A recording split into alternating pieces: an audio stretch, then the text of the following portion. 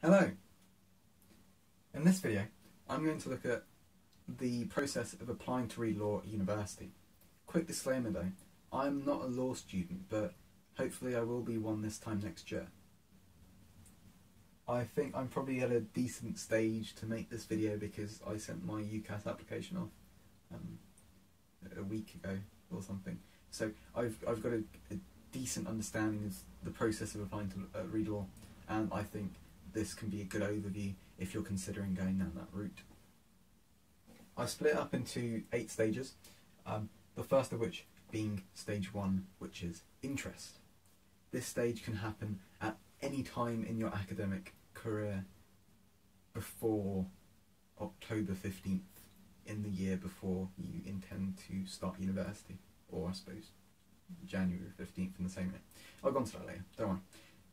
You need to decide that you have an interest in law which is academic and not just vocational. Lots of people watch legal dramas and they think that they should go and read law because that's what their life is going to be like, but it's probably not, unfortunately.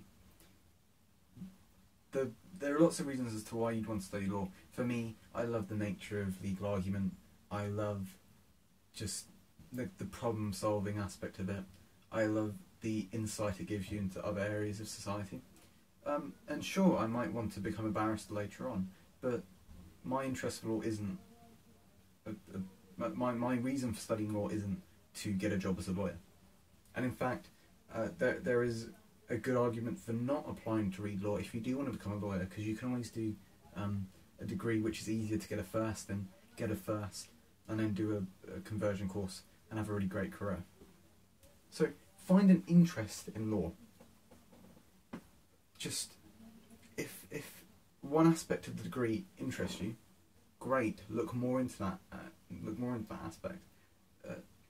Just make sure you're making the choice based on interest, because if not, the degree will be really crappy. Stage 2, research. This is books. This is lectures. This is papers.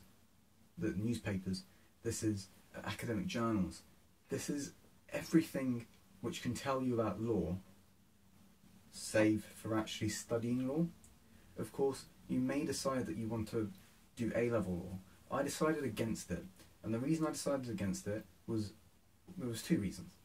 Reason number 1, the person teaching me A-level law is not going to be of the same calibre as the person teaching me law at whatever university I go to. So it's kind of like being taught the basics by someone who doesn't fully know what they're talking about, I guess, and then going on to relearn the basics by someone who does, and I think that's a bit disruptive. But secondly, there are other more academic subjects I decided I want to pursue. So research as much as you can. Find 1 or 2 or 3 areas of law which you particularly have an interest in. Read the books, maybe read the textbooks. Just try and surround yourself with as much material as you can, and don't just read a book. Read a book and then think, do you agree with it? What parts do you agree with? What parts don't you agree with? Why does this person have this particular view? What can happen if this idea is applied to a certain scenario? Some of the main books to read, I read The Rule of Law, The Law Machine, a book called Justice by a guy called Sandow, and these were all books which were more informative rather than argumentative. However, they do make arguments in these books. So Law Machine, for example, aside from giving a comprehensive view of the criminal justice system, also makes points about the role of a representative judiciary. It also makes points concerning the availability of legal aid, right? So look in these materials, look for things which you can agree with, and things which you can disagree with, and things which you can make your own ideas about. And the same goes for lectures as well, and the same goes for academic journals and whatever it is you read.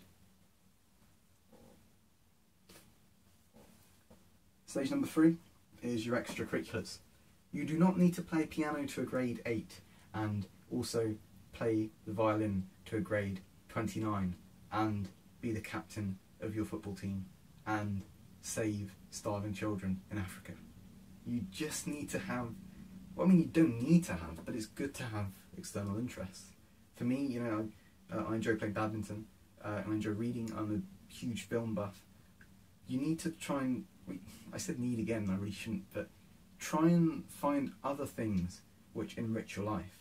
It's very easy as a prospective law student to just really go in and surround yourself with only law and only books and use up all of your free time reading or, I don't know, writing essays and stuff. So try and find other stuff. What's even better with extracurriculars is you can find stuff that gives you transferable skills. For example, if you do debating, that's going to teach you how to formulate arguments. It's going to make you a better public speaker. If you work in your local corner shop, that's going to teach you how to deal with people. It's going to increase your interpersonal skills. And so, yes, you can see these things as enriching your life, but also they're going to make you a better law student. They're going to make you a better student in general, because you're going to be able to work with people, you're going to be able to understand ideas, you're going to be able to just be a better person to be around, which I guess, aside from being a good law student, is just a good thing for life. 4. Academics. First 3 things here, anyone can do them, right? But stage 4 is important. It's probably the most important thing about wanting to study law, about even applying to study law. Have strong academics. If you're watching this video in year 12 and GCSEs didn't go your way, try your best in AS levels. If you're watching this in year 13 and AS levels didn't go your way, try your best in the full A level and get as many A stars as you can. It's never too late to decide you want to apply to a competitive law degree. But it's also never too early to start putting the work in. If you're watching this video in year 9, I mean, for me, I decided I wanted to read law in year 9. Work hard for your GCSEs. Work as hard as you can. Get the best results in your school. Or at least try to get the best results in your school. If you try to get the best results in your school and you fail, guess what? You've still got an excellent set of results. And that is going to put you in a great position to read law. Just make sure your academics are the best they can be.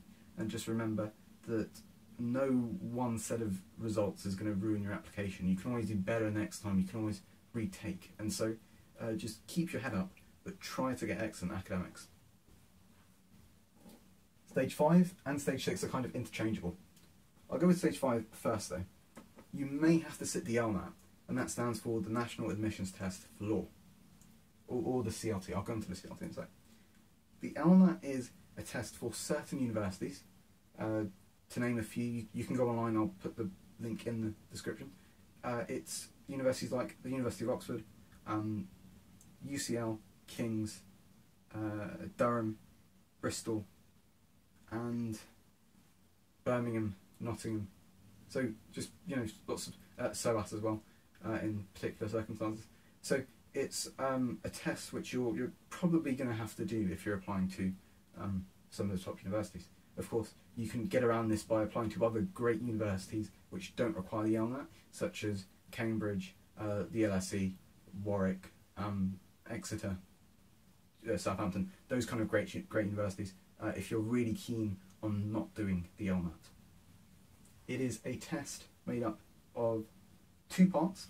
The first part is a 42 question multiple choice thingy, where you're given extracts and about 4 questions per extract, and you need to answer them. They're going to be about the nature of the argument, points being made, the assumptions being made, that kind of stuff. It is a notoriously hard test. It's out of 42. If you get, this is going to, I mean, it shouldn't really change much, but if you get above 25, that's a good result. The average is about 25. It changes year on year, but 25, generally speaking, is a good place to aim. 30 plus, very good result. But there's a second stage to this test. The part that I found personally the hardest, that was the essay section. So it will give you a choice of 3 essays on various topics, like, I'll be careful to say the ones that actually came up for me, but it will give you topics on current affairs, right? So stuff like stuff like politics, stuff like maybe economics, social issues, that kind of stuff. So with that, you need to write a 750 word max essay, ideally about 600. One of the things I did wrong was I went over the 600 and closer towards the 750. You need to be very concise and just get an argument and defend it.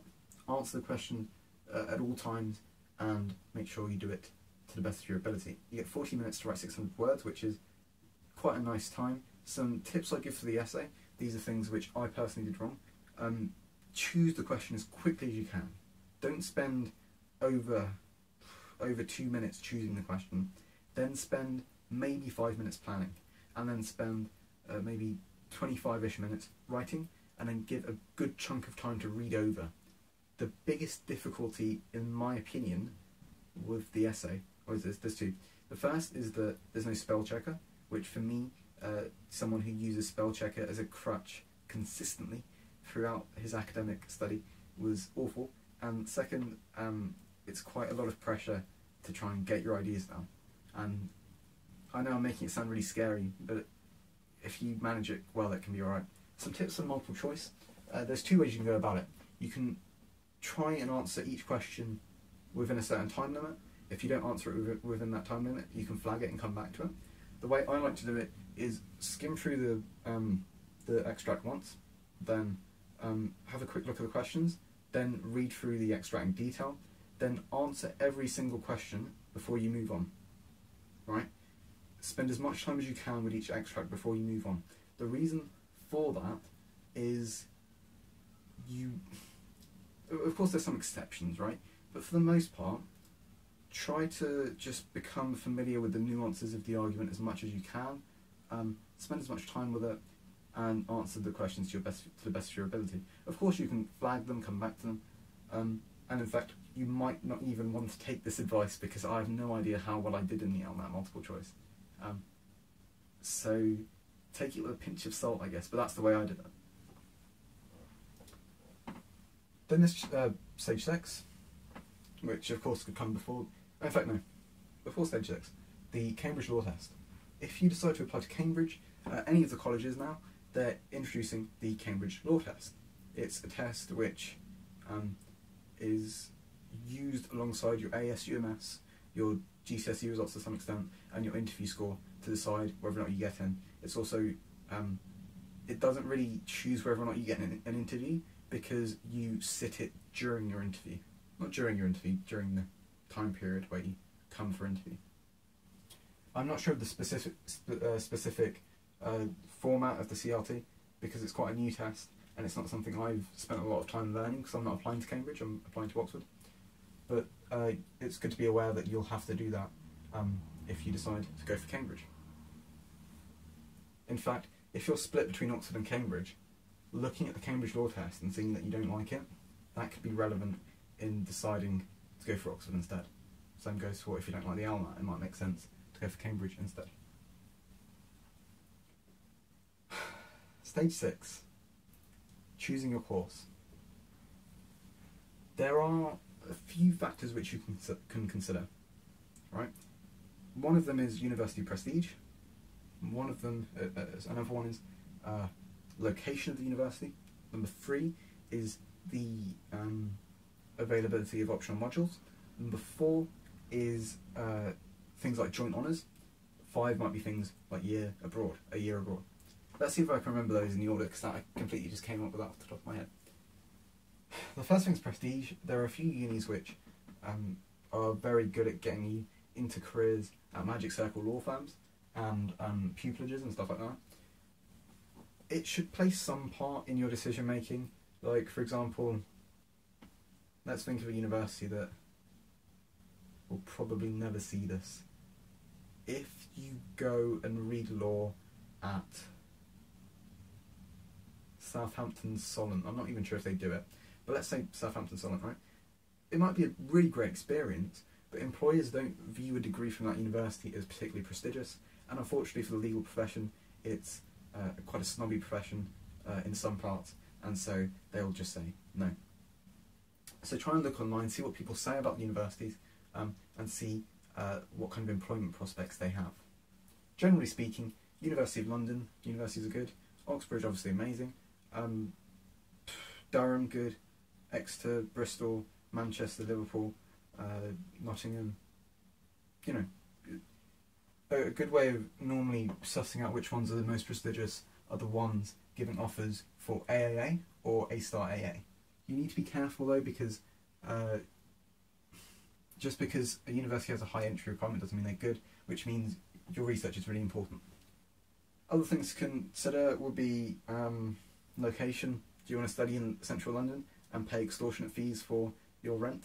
London's a brilliant place, but it costs a ridiculous amount, and so that might influence your decision. At the same time, do you want to live in Durham and be surrounded by people who live in Durham, I guess?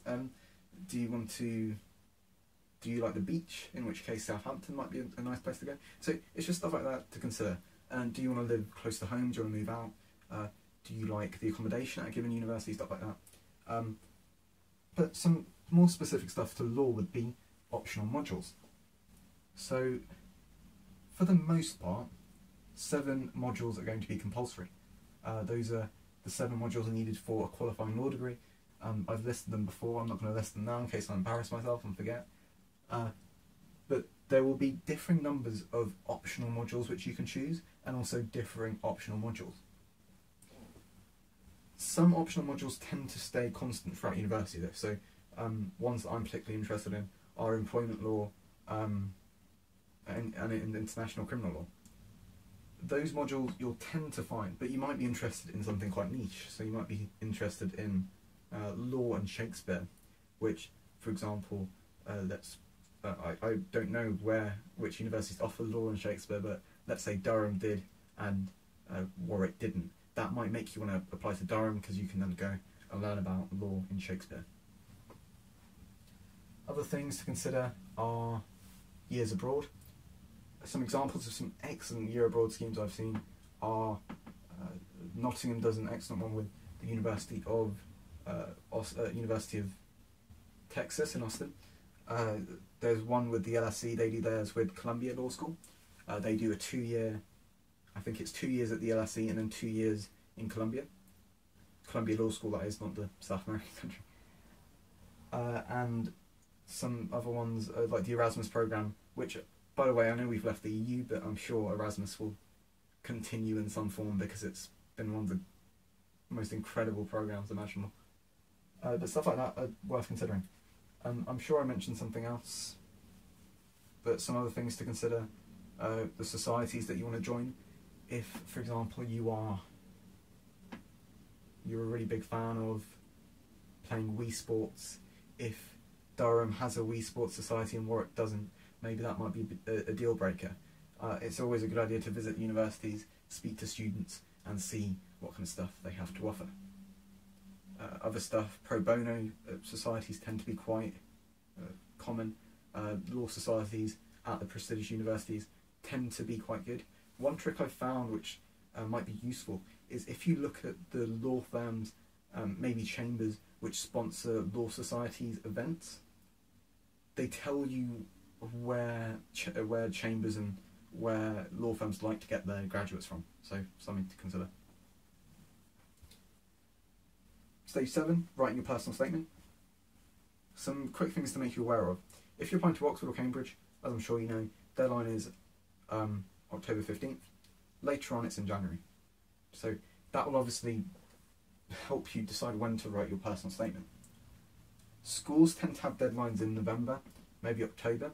However, one thing I have found which isn't talked about, and I think it really should be, is if in the summer you haven't got enough things to write in your personal statement, you have time between the summer, between September and say November or December, to do things. If there's a gap in your personal statement, fill it. Don't just accept that your personal statement's going to be rubbish and just send it off. So constantly consider things to do. I found the personal statement really difficult to do because the word limit is quite constraining, and I also don't like expressing myself, trying to sell myself on paper, because it's a bit weird.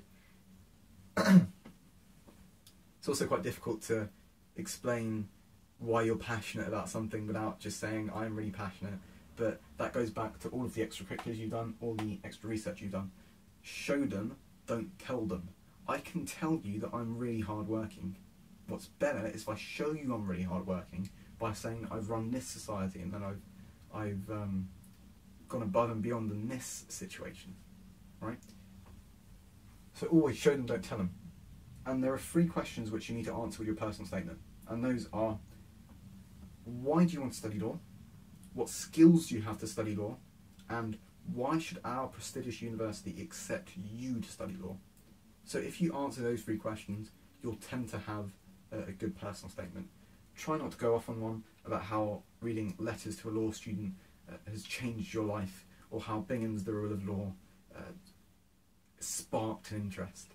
So, some of the advice I've heard about personal statements, of course, you could either take it or leave it, are don't use the word also too much, and there's a structure you can follow. In fact, I'll do that now because it will save me doing a video on personal statements later, and that is so paragraph 1. Of course, it goes on to 5 paragraphs. 1 is why law. 2 is books. 3 is subject-specific extracurriculars. 4 is non-subject-specific extracurriculars. And 5 is conclusion. See how with this structure you tend to get across all the things that you want? But I decided to go for a different structure. So for me, I went for first paragraph, why law. Second paragraph was my interest in tort law. Third paragraph was my interest in international criminal law. Fourth paragraph was my non-subject specific extracurriculars, and 5 was conclusion. So I decided against using this structure, but of course, see what works for you. So you've written your personal statement. Another quick word of advice: the character limit is supposedly 4,000 characters without spaces. If you're like me and you decide you want to have paragraphs in your personal statement, it's not, the character limit isn't 4,000 characters without spaces. It is about 3,800 if you have this many paragraphs. Now, you're faced with a choice with the personal statement. You're faced with the choice of writing in a block paragraph, so a single paragraph without spaces, or you're given the choice of adding spaces. It's entirely up to you. I don't think universities would hold it against you if you decide to use up the entirety of the space. However, when I was writing mine, I decided that if I were an admissions tutor, I would not like to read a block piece of text, because that for me would be impossible. I'd really hate it. It's just really unpleasant to read a block piece of text. However, I'm not speaking from any kind of experience as an admissions tutor, so make that choice yourself. In my opinion, you should go for paragraphs, but it's entirely up to you. So you've sent your personal statement off. It meets the character limit. You get your reference done. It's also worth considering in your reference, speak to whoever's doing your reference, tell them the stuff you haven't included in your personal statement, and just let them put it in there. For me, there were lots of things which didn't necessarily need explanation, but they added to my application. For example, I went to a conference, right? I could have written about that in my personal statement, but I'd rather use that space for other things, and so it was simply just listed in my reference. Right, so you've sent your personal statement off. You're in exactly the same position I am at the moment. 8 is you refocus on your academics. If you've gone for the October deadline, you have got an entire, well, in fact, I have an entire year of hard work lined up. Do not send off your personal statement, which might be exceptional. Do not do well in your LMAT. You might get like 37 in your LMAT, and then fail to meet your entry requirements. A-star AA isn't easy to get, especially if you're doing academic subjects. You do not want to be that person on results day who opens their envelope and realises they've missed their offer to Durham or to, the LSE or to Cambridge or whatever. That would be awful. So just remember, once you've sent your personal statement off, once you're done with the UCAS process, be done with it. Focus back on academics, put that same hard work in that you've been putting in for the last 3 or so years.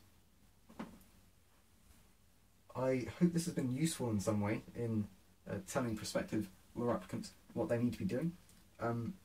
I wish you all the best of luck, particularly if you're not applying in the same year as me or applying to the same universities as me.